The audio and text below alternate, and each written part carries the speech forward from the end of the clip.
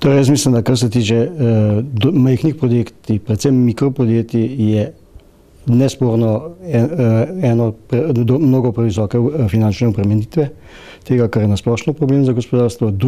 Drug problem, ki pa jaz smatram, da je pa morda še večji, je pa absolutno pretirana administrativna obremenitev tega dela gospodarstva.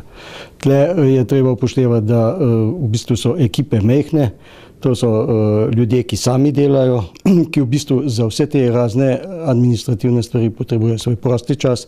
Vse stvari so komplicirane, dostikrat se dogaja tudi, da prihajajo v kontradiktornost, da so nasprotujoča ena proti drugi. Torej, v izogib pretiranemu administriranju bi bile primerne razne pavšalne obdavčitve, ki bi poenostavile postopke, kjer pomeni, da v bistvu ostane nekemu gospodarskemu subjektu samo administracijo, ki jo potrebuje za svoje delo. Veliko tega ima pri majhnem podjetju že tako rekoč vse, v glav. Medtem, ko te poenostavitve, to se pravi pavšali, bi prinesli tudi veliko sprostitev za državo, ker bi se davčna uprava s tem razbremenila, ve se, koliko so prihodki, vsak ve, koliko je obremenjen. Ta potencial, ki bi se pa sprostil, bi pa lahko služil za kontrolo večjih subjektov, kjer so zadeve bolj komplicirane in bolj zahtevne in kjer je potrebno večje znanje in izkušnja pri tem. No, kar se tiče tako imenovanih malih podjetij, gre predvsem za to, da je definicija malega pri nas morda malce nedodelana. In sicer Slovenija se lahko pohvali z izjemno dobrim servisom za ustanavljanje samostojnih podjetništev, za ustanavljanje mikropodjetij, to se pravi za začetek opravljanja dejavnosti. Težave se pa pojavijo, ko gre za iskanje spodbud za delovanje malce večjih malih podjetij, se pravi 10, 20, 30 ali 50 zaposlenih. Tukaj pa praktično naletimo na popolnoma enako administracijo, kakršna pritiče tudi tistim največjim poslovnim sistemom. Od računovodstva, pravnih služb, tako finančnih in ostalih obveznosti. No in tukaj se pa seveda pa tega ne smatramo za spodbudo. Torej segment podjetij, ki ima trenutno največjo možnost, največji potencial rasti, razvoja, napredovanja, ima trenutno tudi najtežje pogoje za poslovanje. Na področju javnih naročil so mala podjetja večinoma v podrejenem položaju, saj so pogoji razpisov večinoma prilagojeni večjim podjetjem, tako z vidika obsega poslovanja kot tudi drugih meril. Za manjša podjetja predstavlja že sam postopek lahko velik administrativni in stroškovni zalogaj, sploh če se zahteva recimo tudi kakšna garancija. Tako da zelo težko sploh sprejmejo odločitev, da bi se potegovali za pridobitev posla. Največji problem so cene tudi v tem, da tudi v nadaljnjem potem postopku dodatno poskušajo zniževati cene.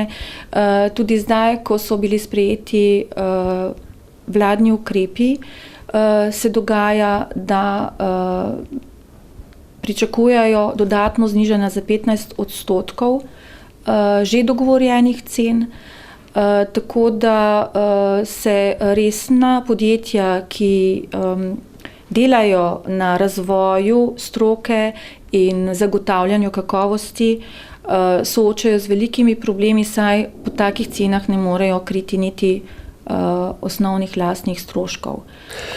No, problematika v mikro in malih podjetjih se vse bolj stopnjuje, predvsem v zadnjem letu. Pomenilo bi predvsem področje neplačevanja in discipline plačniške.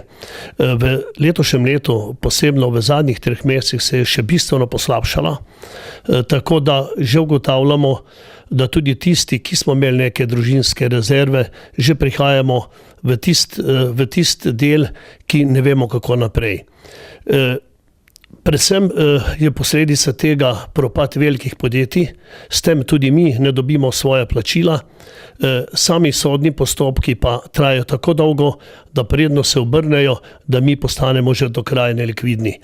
Ker pa imamo vse naše terjatve nezavarovane, ker smo manjša podjetja, pomeni, da jamčimo le svojim premoženjem, to pomeni, da je poseg tudi na naše premoženje, kar pomeni tudi družinski propad lahko. Tega, saj pričakujem, mislim, upam, da ne bo tako, ampak zgodilo se bo, da ko da sodišče odvilo vse te svoje postopke, ker zelo zamujajo, bo ogromno teh malih in mikropodjetij šlo tudi v propad, za družinami vred. V sekciji plesnih šol Slovenije ugotavljamo, da je kar precej dela na črno. To je iz večjih vidikov slabo za dejavnost, ker mi razvijamo našo dejavnost že desetletja, jo negujemo, strokovno vodimo in če je pa to delo na črno, je pa praviloma vodeno nestrokovno, kar odvrača koristnike plesnih storitev, da bi še nadaljevali s tem, če se pač tako rečem opečejo. Potem ni to neko delo na dolgi rok, da bi bilo planirano, da se gre od nekih fundamentov do nadgradnje. Pri nas na plesnem področju je to vrhunski ples, tekmovalni. Potem je to delo tudi v neprimernih prostorih, kar spet znižuje imidž dejavnosti. Konec koncev je pa to nelojalna konkurenca, ker pač taki, ki ne plačujejo davkov, pa tudi drugih prispevkov, so cenovno ugodnejši in so pač nelojalni in so moteči element v našem poslovanju. Mi smo se zanašali na posojilo preko podjetniškega sklada. Smo imeli tudi pripravljeno vso dokumentacijo, zato smo kandidirali v podjetniškem skladu, dobili pozitivno stališče naše banke, Nove kreditne banke Maribor, vendar nažalost dan pred odločanjem o razpisu se je po navedbah naših svetovalcev minister za gospodarstvo odločil, da trgovce črta iz upravičenih kandidatov za posojilo iz podjetniškega sklada. Nam seveda njegova odločitev ni jasna. Mi smo malo podjetje, odgovorni smo do svojih zaposlenih, odgovorni smo do svojega poslovnega okolja. Izjemno težko se prebijamo v tem krutem trgovskem svetu med tujimi trgovci, med diskontarji. In nam se zdi, da pravzaprav bi morali pogledati na razvoj slovenske male trgovine, saj samo skozi to malo trgovino se še nekako ohranja slovenska prehrambena industrija. Sigurno na začetku se pojavi najprej slovenska birokracija. Ne bom povedal, da je rigorozna ali ne bom povedal, da se ne da narediti z neko vztrajnostjo, z nekim pravim pedigrejem v smislu komunikacije, lobiranja po domače povedano, se da tudi to presečti. Po drugi strani je pa seveda pomembno dobiti glede na to, kako proizvodno mi imamo finančna vzvodja. To pa pomeni finančna vzvodja, ki v štartu razumejo, da mi rabimo najprej približno več kot 1 leto, da sploh objekt zgradimo, potem rabimo 1 leto, da od sadike do končnega produkta vzgojimo produkt, pa potem, da ga seveda prodamo in počakamo še na plačilni rok. Govorimo o nekem obdobju 2 let in 3 mesecev, da dosežeš prvi denarni tok. In se pravi, z veliko investicijo, z to posebnostjo je potem potrebno poiskati nazaj prave finančne vire oziroma prava finančna sredstva.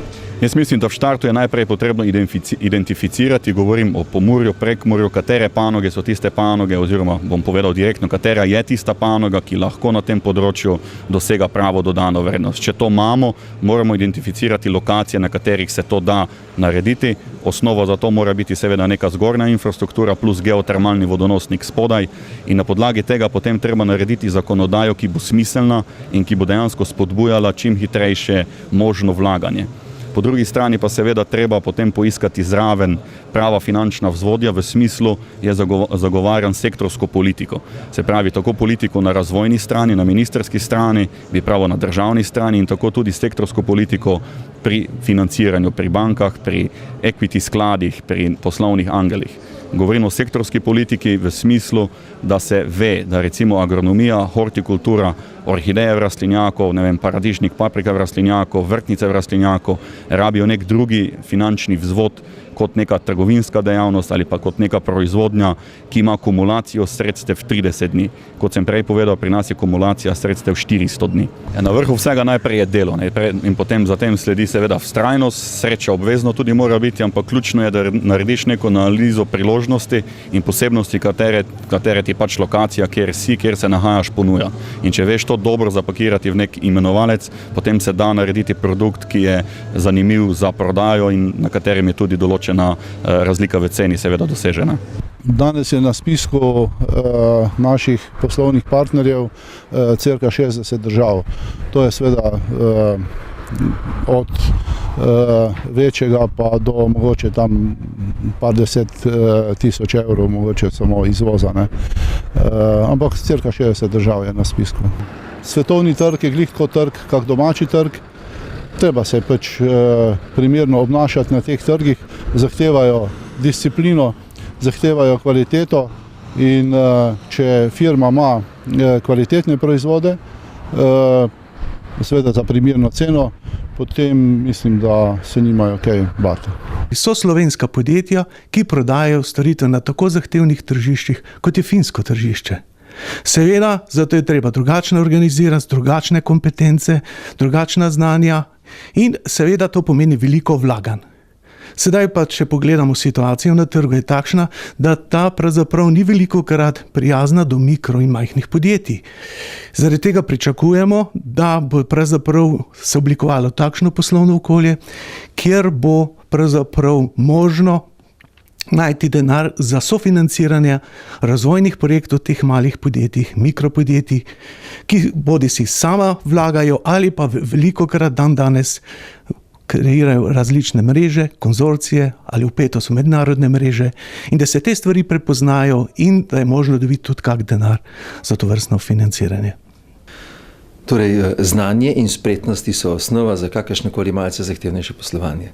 Žal teh enostavnih opravil v Sloveniji nimamo več.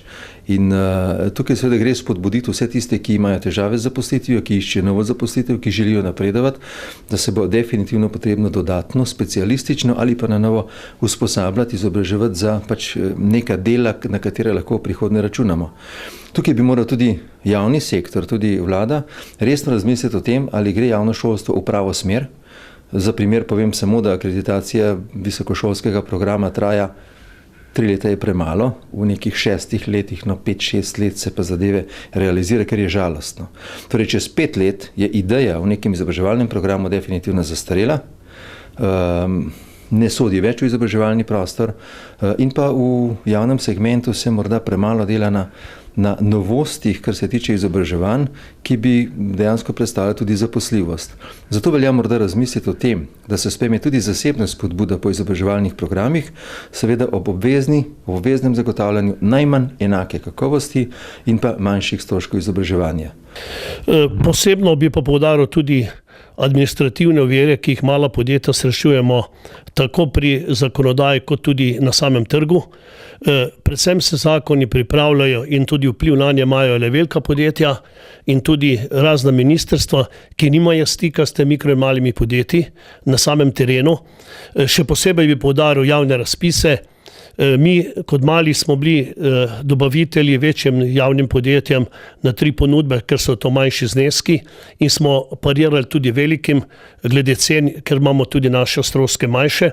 Z javnimi razpisi so pa prilagojeni in le velikim, tako da v letošnjem letu kljub težavam, ki jih daješ pri javnem razpisu, garancije bank za resnost ponudbe in tako naprej, pri 3 razpisih sploh ne moreš priti zraven zaradi pogojev, ki jih ti razpisi dajo, ki so točno napisane na ime določenega velikega dobavitelja.